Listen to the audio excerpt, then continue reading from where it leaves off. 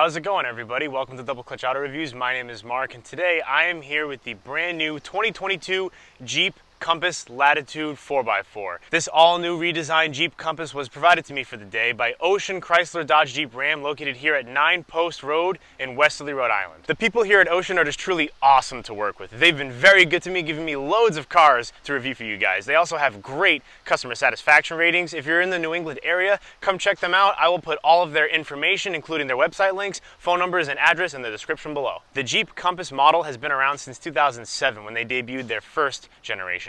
This is the updated version of the second generation with all new improvements for the 2022 model year. The all-new Compass has been gaining a lot of popularity recently, and I see them more and more when I'm out and about on the road. The second generation Compass, especially the 2022 redesign, looks quite different than the first generation Compass, which is absolutely a good thing. The overall styling in, out, and around this entire Compass is leaps and bounds ahead of the first generation. In my opinion, as well as many others, it actually looks like a mini baby version of the fourth generation Grand Cherokee, which I think is a good thing. They are both pretty well proportioned and overall very attractive looking SUVs. For the 2022 Compass, we also have all of these safety features that you want and need standard now. This includes lane keep assist, blind spot detection, lane departure warning, and adaptive cruise control in the higher trim models. We also have a 360-degree top-down camera with a really crisp and clean looking rear backup camera. And with this specific Latitude's having the driver convenience package, we also have parallel parking assist. The 2022 Compass refresh also has updated suspension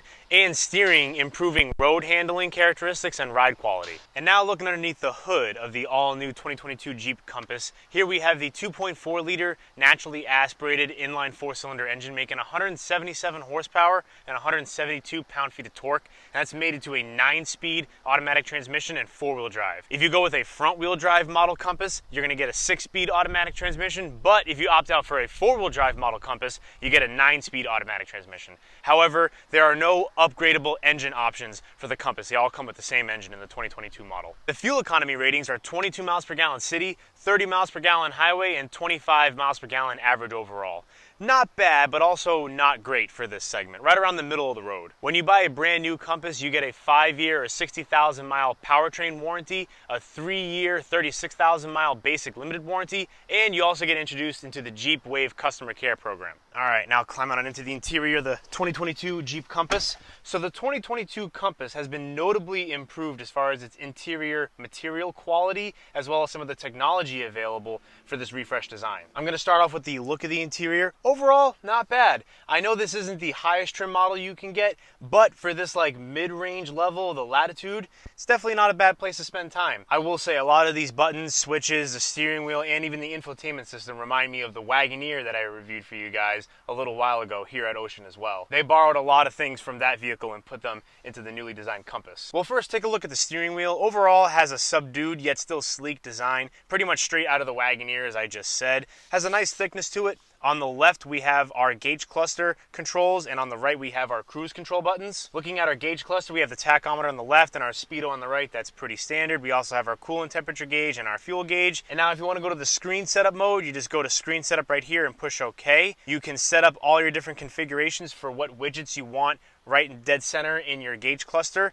You can go to the upper right, center, and upper left, and I can scroll through my ignition state, my range to empty, my average fuel economy, my current fuel economy, nothing, or what I like the best, the compass. And what's funny is you can set the upper left, upper center, and upper right to all different or even all of the same configurations. For me, I like to have all of my widgets showing my compass in my Compass. Moving on from that, we are going to take a look at our turn signal stock and our windshield wiper stock. I'm not gonna lie, these are not the nicest quality stocks that I've ever felt on a vehicle, especially around this price point. Could be a little bit nicer. They're also the same ones that were in the Wagoneer, unfortunately, which is a much more expensive vehicle, but they do get the job done. Then taking a look at our headlight switch, it's just a dial, simple enough to operate. Moving down to our window switches, we have an auto down for the driver and front passenger window. And then we also have our door handle here, which is actually finished nice in this little brushed aluminum / chrome trim. Moving down to the dashboard, we have this actually quite nice feeling, almost like a soft denim feel around the whole interior. I know that it's not a very expensive material, so you're going to get this on the lower trim models, but it actually does look and feel quite nice. In this Compass, we also have the all-new Uconnect 5, which is the same in the Wagoneer as I said earlier. The deep, rich blacks just look super sharp, super clean. It's very responsive to my touch. I actually really like this infotainment system, especially on the larger displays that Jeeps can come with. This Jeep Compass has the 8.4-inch touchscreen, which is a little bit smaller than you would maybe like. However, for what you're getting, and especially for this segment of vehicle, it is still fantastic. And this Latitude trim, with the options that it also has the premium Alpine sound system, which sounds pretty good, honestly, especially for a vehicle like this. And this also has a wireless charger and wireless connectivity to Apple CarPlay and Android Auto. Not bad. The 2022 Jeep Compass also comes in 8 different trim options, ranging from the base model Sport trim all the way up to the high altitude. If you upgrade to one of the mid-level trims like the Altitude and up on certain trims, you can opt out for the two-tone body color with the black roof, which I really love. Or if you go with the red edition like this one, you get this special edition Redline Pearl Coat paint, which looks really nice. I actually really love this color. You also get the body color match side moldings right here above the wheel arches, and you get these 19-inch aluminum wheels in this anthracite gray color, which I think looks really nice. Inside you get heated and ventilated front seats, as well as heated rear seats, which I absolutely love that they offer that in a subcompact SUV. That's really quite a luxurious feature for this segment of car. You also get an upgraded 10.1-inch touchscreen display in the center stack, as well as a 10.25-inch gauge cluster display, and both look really nice. A lot of these features in the higher trim levels of the Compass are not something you see often in this segment of vehicle. The Compass also comes in a more off-road focused Trailhawk trim, as you all know, which has tow hooks, a half-inch more ground clearance, upgrading it from 8.1 to 8.6 inches, a little bit chunkier tires, as well as some special decals and badges. And now coming back to this specific Compass, this Latitude trim, below our 8.4-inch touchscreen, we have our auto start stop button, traction control off, we have our lane departure warning off, hazard switch, parking sensor off, and we have our parallel parking assist button right here. Moving down below that, we have our climate controls and radio controls. Is pretty self-explanatory. We also have 2 USB ports below that and our wireless charger with the little storage compartment right there. And then moving down, we have our gear lever, standard PRND setup. You can move it to the left from D to shift it manually if you want. We have our electronic park and brake over here, as well as our drive mode selector right next to that. Moving down below that, we have our 4-wheel drive lock button with a few blank switches below that. This isn't the highest trim model. If you go for the highest trim, you get some more features that would be in place with these buttons right here. Moving down the center console behind our gear lever, we of course have our 2 cup holders with our phone slot right in the middle, and behind that we have our kind of small but still usable center console. Not too much room in there, but it'll have to do. At least this is adjustable. You can move it forward and back to optimize your driving position of comfort. Moving above the rearview mirror, we have our panoramic sunroof controls, which is quite huge, honestly. Almost takes up the whole roof. Brings a lot of light into this interior. It looks really nice. We also have our dome lights, as well as our rear tailgate button above that. All right, now coming onto the rear seats of the 2022 Jeep Compass. Now I will say I have the driver's seat positioned as if I were sitting in the driver's seat, and I have a decent amount of leg room. The headroom is a little cramped, shoulder room's okay.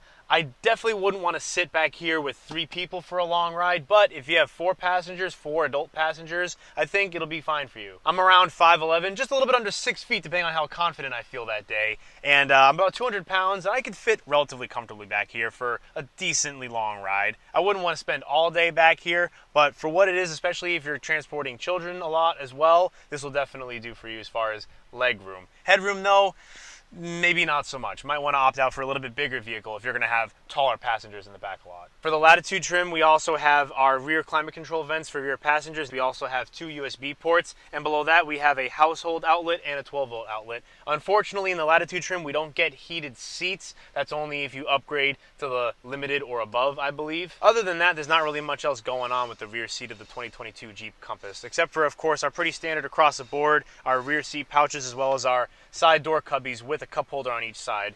You can also fold this part of the center seat down to reveal your center armrest with 2 additional cup holders and another phone slot. And now moving on to the trunk of the 2022 Jeep Compass Latitude 4x4. We of course have an auto open and close rear tailgate. Push the button right here to open, and you look to the left and push the button right there to close. Below the rear tailgate closing button, we have a 12-volt outlet and a little storage compartment. Looking over at the right side, we have that Alpine sound system subwoofer right there mounted and protected with the plastic cladding. And right above that, in line with each other on both sides, we have our bilateral grocery bag hangers. With the rear seats up, we have a max cargo capacity of the trunk area of 27.2 cubic feet, and with the rear seats folded down in a 60-40 split, we have 59.8 maximum cubic feet of cargo space. Those are pretty respectable numbers as far as passenger and cargo room goes for this segment of compact SUV. It proves that you don't have to go gigundo size with your SUV to have a usable amount of room for your passengers and your cargo with a small family. Now, as far as pricing goes, the 2022 Jeep Compass Sport base trim starts just over $26,000, and the highest trim Compass High Altitude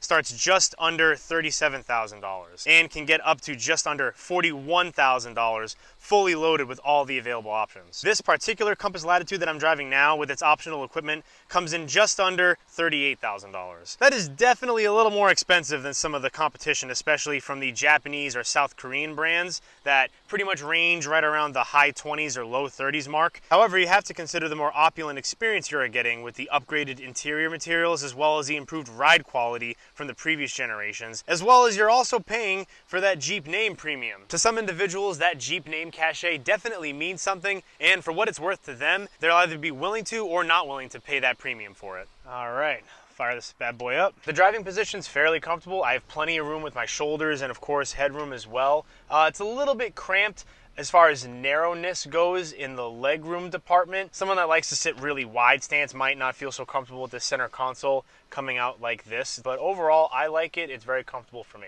I wish I did have the bigger touchscreen in the center stack as well as the bigger gauge cluster that's fully configurable. Those are both very, very nice. However, this will definitely suffice for most consumers. They're not really going to complain. It still looks sharp, and I still have a bold analog tachometer and speedometer. Everything seems to be relatively well laid out and intuitive with its setup. Yeah, the steering feel definitely feels a little bit over-assisted. There is certainly a little bit of on-center play, right about between 1 to 2 inches on the center of the steering wheel before you start to turn in. There's also definitely a lot of body roll.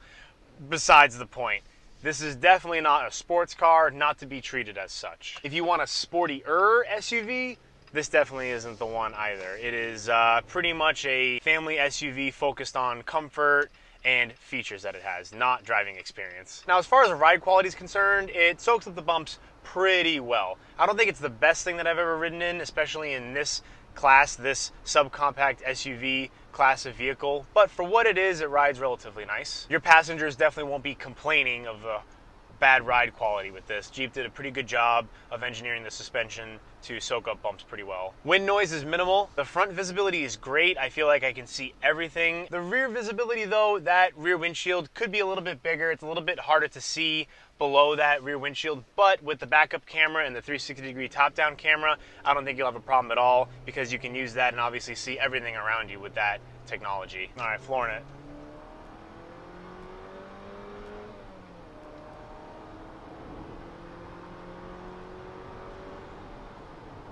Even with the 9-speed, transmission seems a little sluggish. It does not shift quickly. 177 horsepower though, it doesn't feel too underwhelming. I feel like it has enough power to get you by. It's not like you're going to be having trouble merging onto the highway, for instance. I feel like for the average consumer that doesn't care at all about power or speed will be just fine with this amount of horsepower and torque. It handles the road well enough. It's not at all sports car handling and feel, but it is predictable, controllable, and overall a pretty nice driving car. For the intended market of this car, I think people will be pretty satisfied.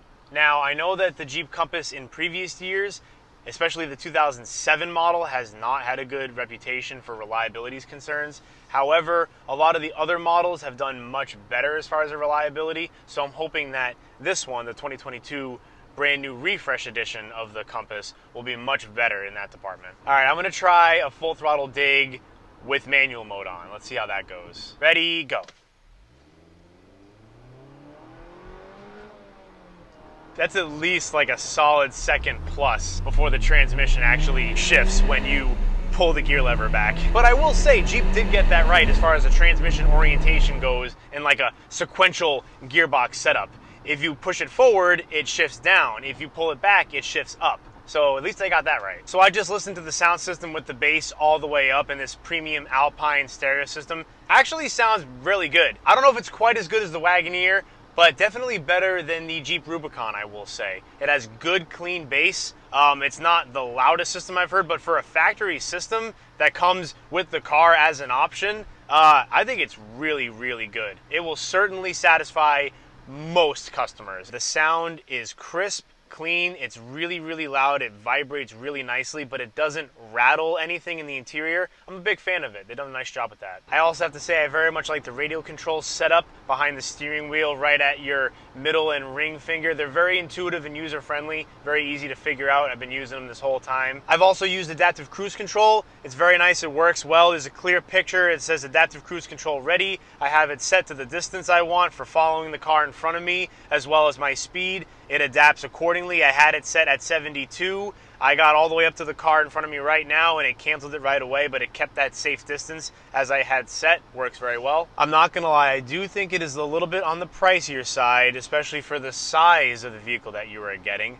But I will say, as far as its comfort and interior features go, they did a really good job, and that's what you're paying for. You're also paying for that Jeep premium name. You just have to decide for yourself, are all of those aspects that the 2022 Jeep Compass has worth it for you to pay that extra premium over the competition? All right, guys, that is all I have time for today. Thank you so much for tuning in, and I really hope you enjoyed my little review video of this 2022 Jeep Compass Latitude 4x4. Thank you so much to Ocean, Chrysler, Dodge, Jeep, Ram for allowing me to borrow this car for the day and review it for you guys. They are an awesome dealership to work with. Go check them out if you are in the New England area. I will put all of their contact information and website links in the description below. Also, I want to hear what you guys think. Let me know in the comments below what you think of the Jeep Compass. Do you think that it's a good value for the money? Do you own one? What are your thoughts and opinions on it as an owner? Please let me know. I'd like to hear what you guys have to say. Other than that, guys, thank you so much for watching. I hope you enjoyed the video, and please, if you haven't already, hit that like button and consider subscribing. I really appreciate it. It really helps me out